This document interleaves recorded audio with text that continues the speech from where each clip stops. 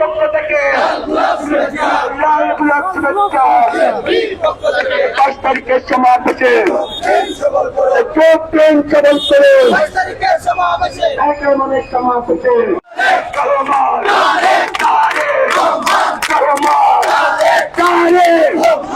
ছাত্র সংসদ নির্বাচন, সেই নির্বাচনকে তারা মাত্র একদিন আগে রিট করে সেই নির্বাচনকে তারা পিছিয়ে দিতে হাইকোর্টকে ব্যবহার করে টাকায় বসে মুখবাজি করে ছাত্রদল এবং বিএনপি এই ছাত্রদের অধিকার ছাত্র সংসদ নির্বাচনকে হরণ করেছে।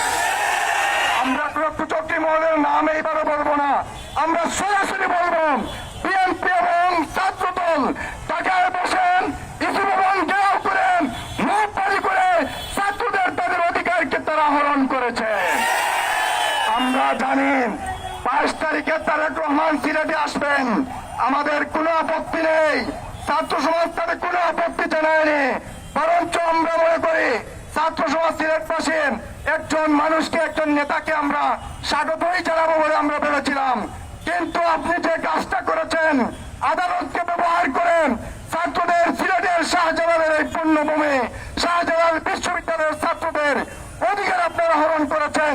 সুতরাং এই ছাত্র সমাজ, এই সিলেটবাসী শাহজালালের এই পুণ্যভূমির এই জনতা আপনাকে কোনোভাবে বড়ভাবে গ্রহণ করবে না। আমরা আপনাদের কাছে অনুরোধ জানাই, আপনারা জনতার পাস বুঝুন, ছাত্র জনতার পাস বুঝুন। আপনারা যদি ছাত্র সংসদ নির্বাচন না হয়, মনে রাখবেন আপনাদেরকে যেভাবে জাতীয় বিশ্ববিদ্যালয়গুলোতে এদেশের সর্বোচ্চ বিদ্যাপীঠ আপনাদেরকে লাল কার্ড দেখতেছে ছাত্র জনতা, জাতীয় নির্বাচনে তার চেয়ে আরো মারাত্মক পরাজয় আপনাদেরকে গ্রহণ করতে হবে। দলকে আজকে পুরস্কৃত করার মতন একটা পর্যায়ে তারা গিয়েছে। আমাদের বড় কষ্ট হয় যে ছাত্র দলের কেন্দ্রীয় সভাপতির নেতৃত্বে এই ধরনের মব সৃষ্টি এদেশের মানুষকে, এদেশের ছাত্র সমাজকে হতাশ করেছে।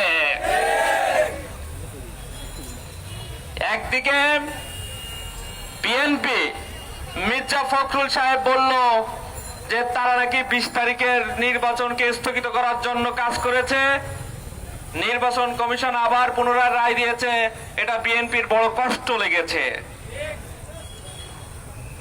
অন্যদিকে তারা মব সৃষ্টি করে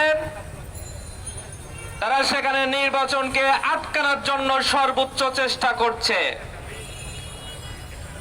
এদিকে হাইকোর্টে বিএনপির যারা নেতৃস্থানীয় আইনজীবী তারা রিট করে তাদের মাধ্যমে এই নির্বাচনকে স্থগিত করা হলো।